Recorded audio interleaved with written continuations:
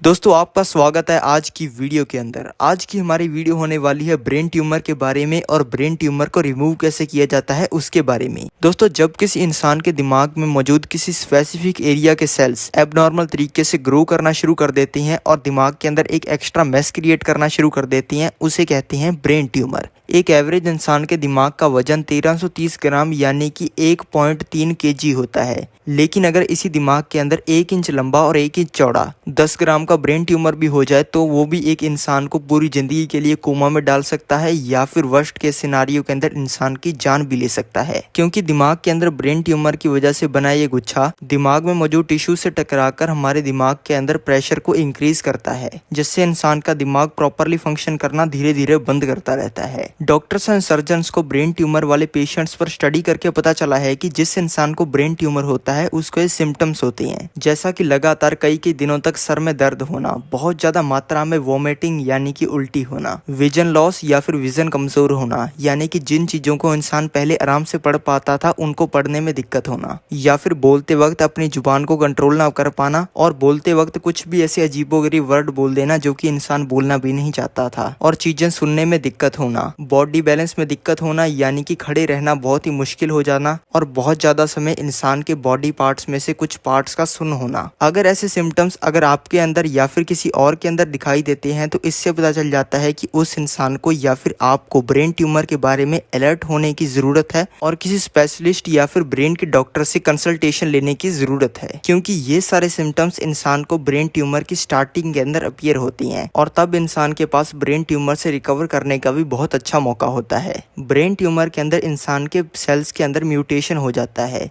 जिससे इंसान के दिमाग के सेल्स रैंडम पैटर्न के अंदर एबनॉर्मली ग्रो करना शुरू कर देते हैं। इसके बहुत सारे कॉजेज हो सकती हैं, जैसे कि कुछ लोग हाई रेडिएशन जॉब्स करते हैं, जैसा कि flight attendants, x ray machine operators, baggage services, military या फिर माइन वर्कर्स। इन लोगों की जॉब्स के अंदर इनका बहुत ज्यादा कनेक्शन रहता है अल्ट्रावायलेट रेज और एक्सरेज के साथ। जैसे एक्सरेज और अल्ट्रावायलेट रेज इनकी बॉडी के साथ सारा दिन टकराती रहती हैं, जिससे इन लोगों के सेल्स के अंदर म्यूटेशन हो जाता है और सेल्स एबनॉर्मल तरीके से ग्रो करना शुरू कर देती हैं। दूसरा होता है जेनेटिक डिसऑर्डर। इसके अंदर लोगों को अपनी फैमिली से यानी कि मम्मी पापा, दादा दादी, इनके जीन से लोगों को ब्रेन ट्यूमर हो जाता है। इसके अलावा कुछ बैक्टीरिया या फिर वायरल इन्फेक्शंस भी ब्रेन ट्यूमर कॉज कर सकती हैं, और किसी दवाई का इन्फेक्शन या फिर स्ट्रॉन्ग केमिकल्स के साथ इंसान का कनेक्शन भी ब्रेन ट्यूमर कॉज कर सकता है। वैसे तो ब्रेन ट्यूमर मेल्स और फीमेल्स दोनों के अंदर होता है, पर डॉक्टर्स के द्वारा और साइंटिस्ट के द्वारा की गई स्टडीज में ज्यादातर पता चला है कि ब्रेन ट्यूमर के पेशेंट्स मेल्स ही होते हैं, क्योंकि ज्यादातर मेल्स घर से बाहर निकलकर काम करते हैं, जिसकी वजह से उनके शरीर के साथ हाई अल्ट्रावायलेट रेज का कनेक्शन होता है और मेल्स की बॉडी ब्रेन ट्यूमर को ज्यादा अडेप्ट भी करती है। अब जानते हैं कि ब्रेन ट्यूमर को कैसे रिमूव किया जाता है। ब्रेन ट्यूमर को निकालने के लिए की जाने वाली सर्जरी को क्रेनियोटोमी कहा जाता है। क्रेनियोटोमी को इंसान को बिना बेहोश किए ही किया जाता है, क्योंकि अगर ऐसा ना करें तो सर्जरी के टाइम इंसान का ब्रेन ट्यूमर इंसान के नॉर्मल सेल्स के ऊपर प्रेशर बहुत ज्यादा डालेगा, जिससे इंसान के ब्रेन के दूसरे सेल्स भी मरना शुरू हो जाएंगे और अल्टीमेटली इंसान की डेथ हो जाएगी। इसलिए सर्जरी से पहले इंसान को एनेस्थेसिया और भी बहुत सारी चीजें दी जाती हैं, जिससे इंसान को कुछ भी समझ ना आए, दर्द ना महसूस हो, लेकिन इंसान बेहोश ना हो। इस सर्जरी को कैसे परफॉर्म किया जाता है चलो जानते हैं। इस सर्जरी के लिए सबसे पहले इंसान के सर के पीछे कट लगाया जाता है। ये अब वेरी कर सकता है कि इंसान के दिमाग के अंदर ब्रेन ट्यूमर कहाँ पर है। अगर किसी और जगह पे है तो उस जगह पे कट लगाया जाएगा। फिर ऐसा करने के बाद इंसान की जब स्किन दिखने लगती है तब इस स्किन को साइड में कर दिया जाता है, और फिर ओपनर्स की मदद से इस होल को बड़ा करके हमारी हड्डी के ऊपर मौजूद जो पील होती है उसको निकाल दिया जाता है। फिर सर्जन्स के द्वारा मैनुअली हाथों से